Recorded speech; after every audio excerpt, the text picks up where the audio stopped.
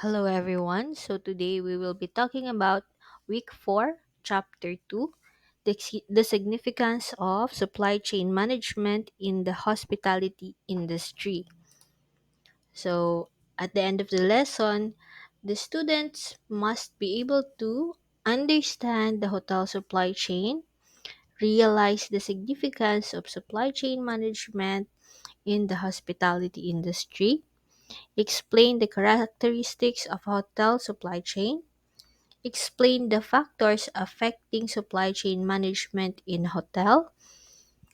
Next is understand the benefits of supply chain management. And last is realize the importance and the objectives of supply chain management. So ano po ba ang supply chain management or yung SCM na tinatawag?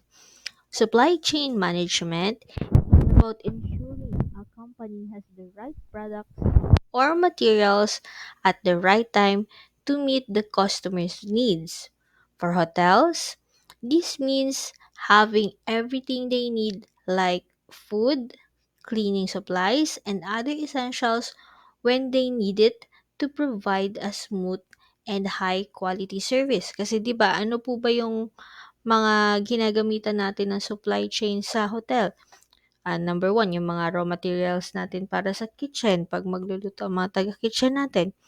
Yung mga cleaning supplies na ginagamit panlinis ng rooms, ng mga toilets. Also, yun pong mga shampoo, yung mga sabon na binibigay po natin sa ating mga customers, yung sa ating mga guests. Meron din po silang mga towels. Ayan po, mga examples po yan, ano. So, why is it important? Why is supply chain important in hotels? Number one, to avoid running out of stocks. Hotels need to manage their supplies well so that they don't run out of important items that guests might need or expect. Running out can hurt their reputation and service quality.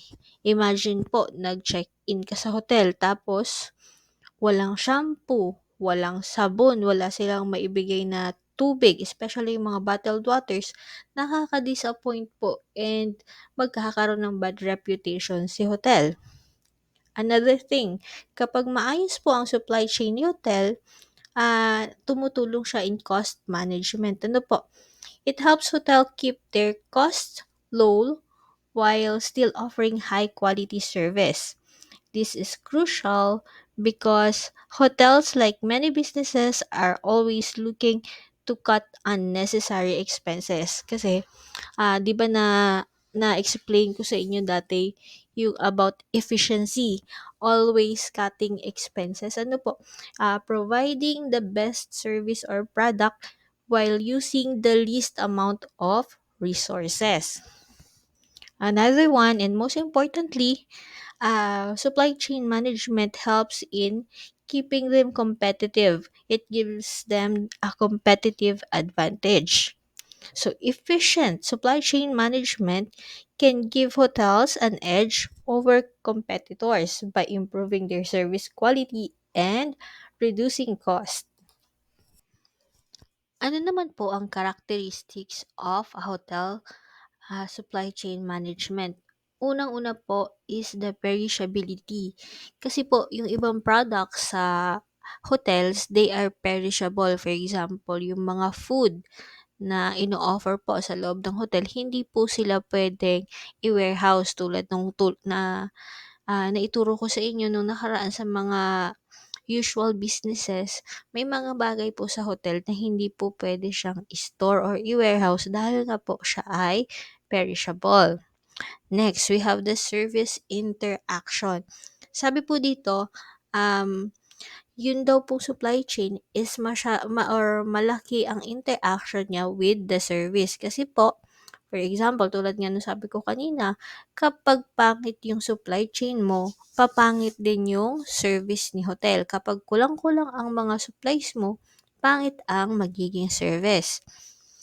Another one is complexity. Napaka-complex po ng supply chain sa hotel. Bakit? Hindi po kasi iisa ang supplier sa hotel. So, iba yung supplier sa food, iba sa kitchen pa lang, iba ang supplier ng raw meat, iba ang supplier ng vegetables, iba ang suppliers ng mga dry goods. So, parang per brand din. Tapos, maliban doon, may supplier pa sila ng mga sabon, ng mga shampoo, ng mga linens. Ayun po, kaya siya complex. Another one, there is a demand uncertainty. Kasi po, sa hotel, hindi mo naman alam kung lagi ka bang boom. Hindi mo alam kung araw-araw ka bang fully book. Ano po? Plus, meron pa dyan yung seasonality. Kapag summer season, saka ka lumalakas. Kapag mga may holiday, like Christmas, New Year, Valentine's. So, napakarami pong factors. Ano? And then, next we have the service production. So, dito po sinasabi na hindi mo pwedeng ihiwalay yung pinoproduce mong service do sa final consumers. Kasi 'di ba po, yung ibang na do sa diniscuss natin, warehouse mo yung product, so yung product nasa warehouse lang, malayo pa kay consumer maliban na lang kung ordering siya, dadaan pa siya ng logistics. Pero 'pag dito po kasi sa hotel, kung saan mo nilinis yung room, nandun din po si customer. Kung saan mo niluto yung food, kung nasa restaurant, nandun din po si customer sa restaurant. Kumbaga po, kung anong araw mo produce, saka rin po siya iko-consume ni customer or ni guest. And last po is tourism packages. Kasi po, 'di ba, kanina sinabi ko sa inyo, yung mga suppliers natin for is mga food, mga linens, mga sabon, pero at the same time, meron po silang tie-up with tourism department or tourism mga ano po, mga travel agencies, mga booking agencies, ano po, kasi dun din po nanggagaling yung kanilang ibang customers. Ano naman po ba ang factors na nakaka-affect sa supply chain management sa hotel?